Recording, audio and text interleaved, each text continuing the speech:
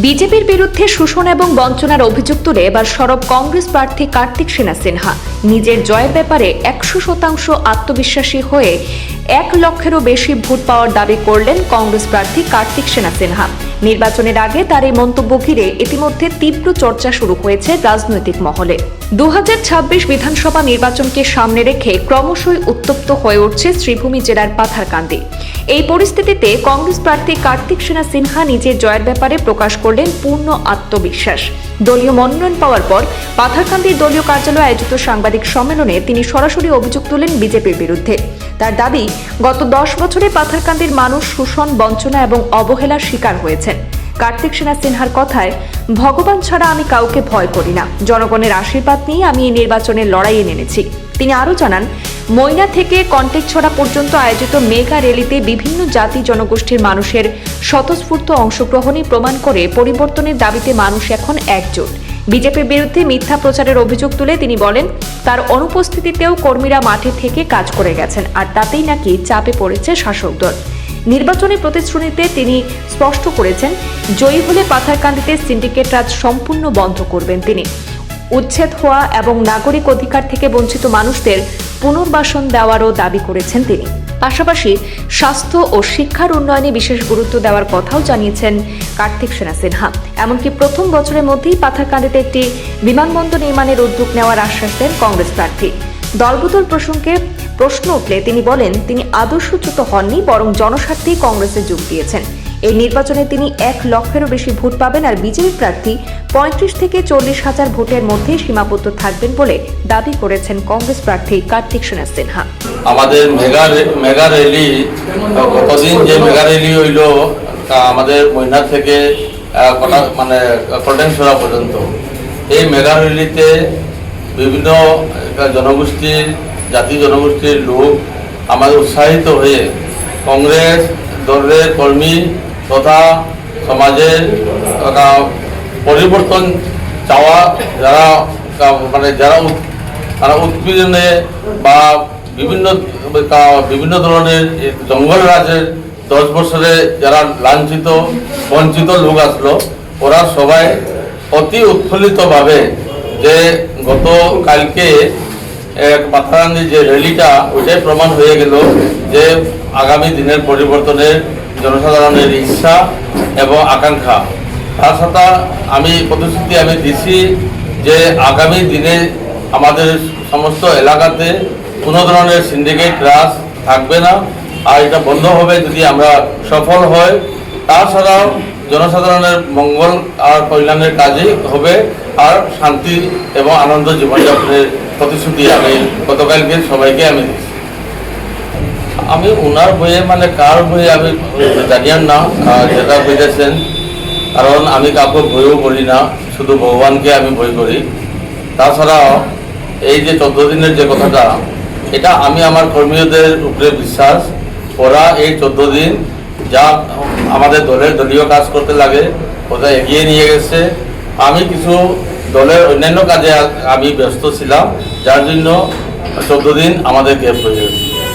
আপনি কত ভোটে জয়ী হবেন? আমাদের টোটাল ভোট ফাইনাল হওয়ার পরে বুঝি 1,82,000-এর মতো টোটাল ভোট। তার মধ্যে কাস্টিং হবে প্রায় 1,30,000 থেকে 40,000-এর মধ্যে কাস্টিং হবে। এর মধ্যে আমরা 1 লাখের উপরে থাকবো, আর ভারতীয় জনতা পার্টি 35 থেকে 40,000-এর মধ্যে থাকবো।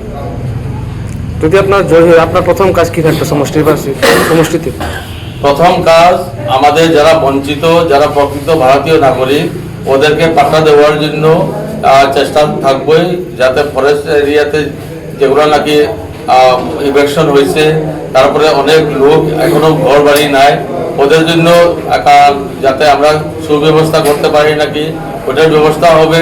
তাছাড়াও আমাদের আরেকটা পদক্ষেপ হবে যাতে স্বাস্থ্যের উন্নতিকরণ, কারণ আজকে যে কোনো প্রায় দেখতেছি যে লাংস এবং হার্টের বা একটা মাইনর একটা যদি স্ট্রোক হয়ে যায়, তার মৃত্যু যে জিনিসটা নাকি আমরা কিওর করতে পারি যদি উপযুক্ত ব্যবস্থা থাকে, কিন্তু উপযুক্ত ব্যবস্থা না থাকার জন্য কি হয়, ওরা মৃত্যুমুখী হয়ে যায়। তো এইটা থেকে যাতে আমরা সুব্যবস্থা করতে পারি ওইটা একটা প্রাথমিক অবস্থা থাকবে। তারপরে শিক্ষা এবং সমাজের মধ্যে যাতে এখানে নেশাখোর যেগুলো নাকি অনেক পরিবার নেশা মানে নতুন প্রজন্ম এরা নেশাখোরের জন্য সমস্ত ফ্যামিলি ধ্বংস হইতেছে, ওইটাও যাতে আমরা একটা সুব্যবস্থা ওইটাতে যাতে দূর করতে পারি ওইটা চেষ্টা করব। তাছাড়াও বিভিন্ন ধরনের প্রকল্প তো আছেই, আর এর মধ্যে উল্লেখনীয় প্রকল্প আমরা চেষ্টা করব যে প্রথম বছরে যাতে এয়ারপোর্টের কাজটাও শুরু হোক। আপনি একবার নয়, দুবার নয়, 3বার দল পরিবর্তন করেছেন। প্রথমে বিজেপি, তারপরে আইডিএফ দল, তারপরে আপনার এই বছর কংগ্রেস।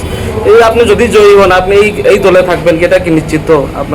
আপনি কি নিশ্চিত বা জনসাধারণ এই প্রশ্ন উত্থাপন করছে? আমি দল কোনো পরিবর্তন করি নাই, আমি বাধ্য হয়েছিলাম 2010-এ। এই জন্য হিস্ট্রি জানাটা দরকার। আপনারা সাংবাদিক ভাইদেরকেও আমি অনুরোধ জানাই যে আগে একটা যে কোনো একটা প্রশ্নর একটু রুট মানে তার মানে রুটটা কিতা, তার গুড়িটা কিতা একটু বোঝা দরকার। 2010-এ যখন রাজ্যসভা ইলেকশন হয়েছিল তখন ভারতীয় জনতা পার্টির বিধায়ক আসলো 10 জন, আর 10 জনে একটা ক্যান্ডিডেট রাজ্যসভার জন্য নমিনেট করতে পারে না। ওই সময় ভারতীয় জনতা পার্টির শীর্ষ নেতারা ইউডিএফ এর সাথে যুক্ত হয়ে, এজিপি, ইউডিএফ আর ভারতীয় জনতা পার্টি যুক্ত হয়ে এক ক্যান্ডিডেট জয়ন্ত মল্ল বরারে দেওয়ার প্রস্তাব নিয়েছিল, যেটা বিরোধ আমি করছিলাম। কারণ যে জয়ন্ত মল্ল বরা তখন ভারতীয় জনতা পার্টির প্রার্থী আসলো না, এ ভারতীয় জনতা পার্টির একটা সদস্যও ছিল না, তাকে কেমনে করে ইউডিএফ এর সাথে মিলে তাকে কেমনে মানে দলের প্রার্থী বলে নির্ধারিত করছে, ওইটার বিরোধ করতে গিয়া আমি বিবেক ভোট আমি কংগ্রেসে দিছিলাম। আর বিবেক ভোট দিতে গিয়া আমি আমাদের ক্ষুদ্রতম এক সমাজ, হিন্দু সমাজ, যেটা নাকি হিন্দু বৈষ্ণব সমাজ, যেটা কট্টর হিন্দু, যে বিষ্ণুপ্রিয়া মণিপুরী, তার ওদের যে সাংবিধানিক কিছু দাবি দাবার মধ্যে 149 জন টিচার, তারপরে development council, Bishnupriya Manipuri development council, এটা আমি সরকারের কাছে দাবি রাখছিলাম, এবং সরকার ওই দাবি পূর্ণ করছে। আমি ভারতীয় জনতা পার্টির ওই সময় দলের উন্নয়নের জন্যই, ভবিষ্যতের জন্যই আমি পদক্ষেপ নিয়েছিলাম, কিন্তু ওইটাতে কিছু কৌশলতা আসলো আমাদের যাতে পিছনে রাখার জন্য, যার জন্য আমরা দল থেকে ওই সময় এমন সময়তে ঘোষণা হইল যে হাতে আর সময় ছিল না। আর ওই সময়তে আমাদের জনতাই আমরা বুঝলো যে যেভাবেও তুমি যে কোনো দল থাকি হইলো তুমি নেতৃত্ব দিতে লাগবো। এই জন্যই ওই সময় যেহেতু কংগ্রেসের টিকিট দিয়া মানে অলরেডি নির্ধারিত করেছে, বিজেপির টিকিট অলরেডি অন্যকে নির্ধারিত করেছে, তখন আর অন্য দলে যাওয়ার কোনো প্রশ্ন আসলে জনতার জন্য বাধ্য হইয়া আমি ইউডিএফ এর টিকিটটা নিয়েছিলাম। আর নির্বাচনে আমরা প্রথম বছর বিজেপি হয়ে যে আমি প্রার্থিত হয়ে যেটা কম্পিটিশনে ওই সময় যে ভোট পেয়েছিলাম তার থেকেও আমি আরো 8000 ভোট অধিক পেয়েছিলাম ইউডিএফ এর সময়, কিন্তু অল্প ভোটে যেহেতু আমরা ওইটাতে মানে সফল হইতে পারি নাই, তাই তার পরবর্তী অবস্থাতে আমি প্রায় রাজনৈতিক জীবন থেকে প্রায় দূরে ছিলাম। কিন্তু 2024-এ আরবার সক্রিয় হয়ে জনসাধারণের মঙ্গলে বা জনসাধারণ কল্যাণে আরবার কাজ করার যে আমি দ্বারা দিশা নিজেকে তৈরি করলাম, ওইটাতে আমি ভারতীয় জনতা পার্টিতে আরবার অ্যাক্টিভ হইলাম 2024 পার্লামেন্টারি ইলেকশনে। কিন্তু তার পরবর্তীতে যে বরাকবেলির কিছু নেতা ওরা চাইছিল না যে এক ছোট সম্প্রদায় বিষ্ণুপ্রিয়া মণিপুরী একটা ক্ষুদ্র সম্প্রদায় থেকে আওয়া একটু লিডারশিপ বা এই ধরনের নেতৃত্ব দেওয়ার মতো মানে তার ভবিষ্যৎ উজ্জ্বল হোক, এটা ওরা চাইলো না। আর চাইলো না তো কি করবো, কর্মহীন ওরা এমনি ঘরে বসার জন্য তো আমি আর দল করে বসতে পারতাম না। এই জন্যই আমি কংগ্রেসে আমি অনুরোধ করছিলাম, আর কংগ্রেস স্বীকার করছে আমি কোনো ধরনের এই যে টার্মস অ্যান্ড কন্ডিশন আগে যে ঠিক করিয়া আমি দলের টিকিট পাইলেই যে আমি কংগ্রেস করবো এই ধরনের আমি কোনো কিছু করি নাই।